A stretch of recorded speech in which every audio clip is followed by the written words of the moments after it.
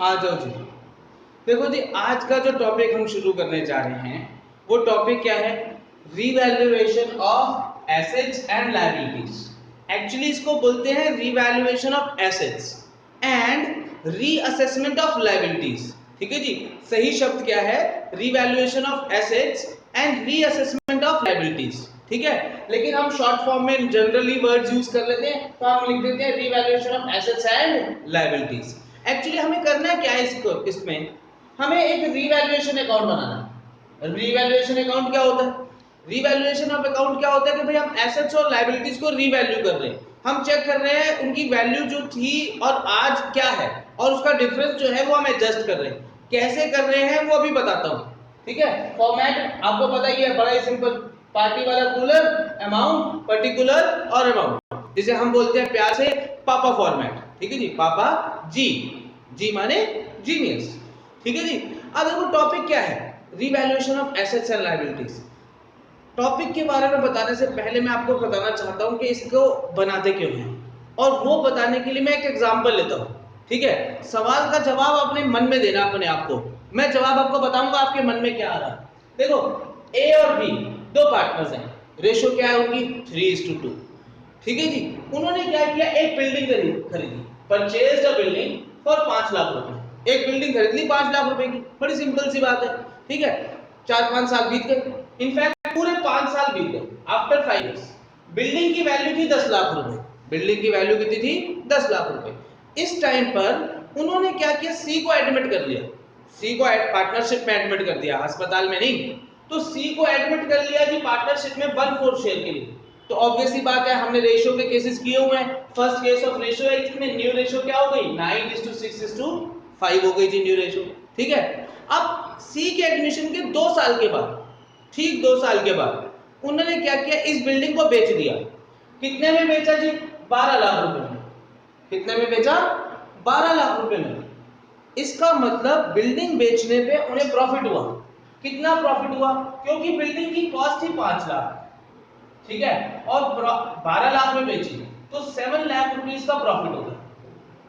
ये प्रॉफिट किसमें बढ़ना चाहिए?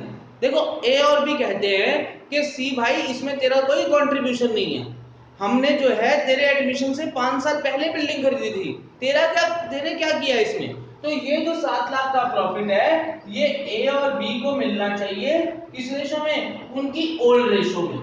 ठीक है जी, सी कहता है ना जी ना, अब तो मैं एडमिट हो चुका हूं, और जो है अब न्यू रेशियो है ये, तो ये 7 लाख का प्रॉफिट सी के हिसाब से किस रेशियो में बढ़ना चाहिए? न्यू रेशियो में। यानी कि तीनों में बढ़ना चाहिए, ए, बी और सी। किस रेशियो में? 9:6:5। अब सवाल ये खड़ा होता है कि कौन सही है? आप क्या बोलते हो, कौन सही होगा? ए और बी सही है क्योंकि एडमिशन से पहले हुई थी, और या फिर सी सही है क्योंकि वो तो एडमिट हो चुका है, अब बिल्डिंग बेच रहे हैं। अगर आपके मन में जवाब आ रहा है कि ए और बी सही है, तो वो आंसर गलत है। अगर आपके मन में जवाब आ रहा है कि सी सही है और न्यू रेशियो में बढ़ना चाहिए, तो वो आंसर भी गलत है। हाँ, दोनों आंसर गलत है जी। क्यों मैं ऐसा कह रहा हूं? क्योंकि देखो, फेयर चीज क्या होनी चाहिए थी? फेयर चीज ये होनी चाहिए थी कि जब सी का एडमिशन हुआ, ए और बी को बिल्डिंग की वैल्यू कर लेनी चाहिए थी। बिल्डिंग कितने की थी तब? 10 लाख की। तो उस वक्त ही इसका जो प्रॉफिट है 5 लाख रुपए, वो ए और बी को आपस में बांट लेना चाहिए था। किस रेशो में? 3:2 में, यानी कि ओल्ड रेशो। और उसके एडमिशन के बाद जब ये बिल्डिंग बिकी 12 लाख में, तो 2 लाख का जो प्रॉफिट हुआ, कितने का प्रॉफिट हुआ? 2 लाख का। वो किस में बढ़ना चाहिए? ए, बी और सी में। किस रेशो में? न्यू रेशो में। ये बिल्कुल फेयर जवाब है कि सी के एडमिशन से पहले का जो प्रॉफिट है वो पुराने पार्टनर्स में बढ़ जाएगा पुरानी रेशो में, और सी के एडमिशन के बाद का जो प्रॉफिट है वो सभी पार्टनर्स में बढ़ेगा न्यू रेशो में। सही है ना? बिल्कुल बिल्कुल ठीक, एकदम यही होना चाहिए था। तो अब ये हमने यहां तो हमने डिसाइड कर दिया, लेकिन ये एक ही एसेट है। मशीनरी बिकेगी फिर झगड़ा करेंगे, स्टॉक बिकेगा झगड़ा करेंगे। कोई भी एसेट या लायबिलिटी की जब हम बेचेंगे या उसकी पेमेंट करेंगे कम या ज्यादा में, तो पार्टनर्स के बीच में झगड़ा हो जाएगा। अब हम ये चाहते नहीं है कि पार्टनर्स के बीच में झगड़ा हो, तो हम क्या करेंगे, जब भी किसी पार्टनर को एडमिट करेंगे, देखो आगे का काम हमारे सीन में नहीं है, वो मैंने सिर्फ समझाने के लिए आपको बोला है। हमारा काम है कि जब हम सी को क्या कर रहे हैं, एडमिट कर रहे हैं, तो जब हम सी को एडमिट करें, अगर हम उसी वक्त ये प्रॉफिट को रीवैल्यूएशन अकाउंट के माध्यम से, के मीडियम से अगर हम पार्टनर्स के बीच में बांट दें, कौन से पार्टनर्स के बीच में बांटते हैं भाई, ए और बी के बीच में बांट देते हैं, ठीक है, किस रेशो में बांट देते हैं, ओल्ड रेशो में। मतलब एडमिशन से पहले का प्रॉफिट, अगर कोई लॉस है तो लॉस भी किस रेशो में बांट दे, ओल्ड पार्टनर्स ओल्ड रेशो।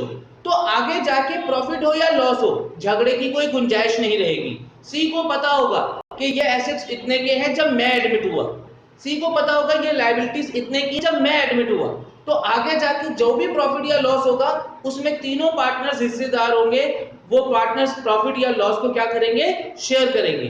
ठीक है, कौन सी रेशो में शेयर करेंगे, न्यू रेशो में। मतलब सी के एडमिशन से पहले का जो प्रॉफिट है वो किस रेशो में बढ़ जाएगा, ओल्ड रेशो ओल्ड पार्टनर्स, और सी के एडमिशन के बाद का प्रॉफिट जो है वो किस रेशो में बढ़ जाएगा, न्यू पार्टनर्स न्यू रेशो। सी के एडमिशन के बाद वाला सीन हमारे पास नहीं है, वो मैंने सिर्फ समझाया है आपको। हमारा काम क्या है कि जब पार्टनर एडमिट हो रहा है तो एसेट्स और लायबिलिटीज को रीवैल्यू करना। अब क्वेश्चन हमें पहले से ही दिया होगा सब कुछ, हमें ज्यादा कुछ नहीं करना होगा। क्वेश्चन कुछ इस तरीके से लिखा होगा कि A and B are partners sharing profits and losses in the ratio of 3:2, C is admitted for 1/4 share. ठीक है जी, following assets and liabilities are revalued. Following मतलब लिखा होगा कि भाई building is valued at 10 lakh, हम देखेंगे पहले कितनी थी, 5 लाख, तो वैल्यू बढ़ गई, हमें क्या हो गया जी, 5 लाख का प्रॉफिट हो गया। अब हम इसको रीवैल्यूएशन में डालेंगे, रीवैल्यूएशन अकाउंट। ये क्या होता है जी, एक नॉमिनल अकाउंट होता है। कौन सा अकाउंट होता है, नॉमिनल। नॉमिनल अकाउंट मतलब जैसे trading account, PNL account, expenses और इनकम का अकाउंट, तो रूल भी वही लगेगा। रूल क्या लगेगा जी, नॉमिनल अकाउंट का रूल क्या था, debit all expenses and losses and credit all incomes and gains. मतलब जब भी मेरा कोई एक्सपेंस आएगा या लॉस आएगा तो मैं डेबिट साइड पे एंट्री करूंगा, और जब भी कोई इनकम होगी, प्रॉफिट होगा, तो मैं क्रेडिट साइड पे एंट्री करूंगा। जैसे कि यहाँ पर बिल्डिंग की वैल्यू बढ़ रही है तो हमारे को प्रॉफिट हो रहा है, तो हम यहाँ क्या लिख देंगे, बाय बिल्डिंग। बाय बिल्डिंग कितना, जितनी वैल्यू बढ़ रही है, 5 लाख का प्रॉफिट था ना, वो लिख रहे हैं। मतलब रूल हो गया कि अगर इंक्रीज इन एसेट है, increase in the value of asset है, एसेट की वैल्यू अगर बढ़ रही है तो हमें प्रॉफिट होगा, ऑब्वियस सी बात है। कहां लिख देंगे, क्रेडिट साइड पे। ऐसे ही अगर वो क्वेश्चन में कहे stock was valued at 10,000 previously valued at 12,000, ठीक है, या बैलेंस शीट में दे रखा है 12,000 का, अब 12,000 का स्टॉक था, अब वैल्यू किया 10,000 में, तो 2,000 रुपए स्टॉक की वैल्यू क्या हो गई, कम। स्टॉक एसेट है, एसेट की वैल्यू कम हो जाए तो हमें क्या हो जाता है, लॉस। एसेट की वैल्यू बढ़ जाए तो प्रॉफिट, और एसेट की वैल्यू अगर कम हो जाए तो क्या हो जाएगा जी, लॉस हो जाएगा। लॉस होगा तो हम डेबिट में लिखेंगे, क्या लिखेंगे जी, जिस एसेट की वैल्यू कम हो रही है उसका नाम, टू स्टॉक अकाउंट। कितना अमाउंट, जितनी वैल्यू कम हो रही है उतना अमाउंट। भाई 12,000 की चीज 10,000 की हो गई, 2,000 का लॉस हो गया, वो लॉस हमने यहाँ लिख दिया।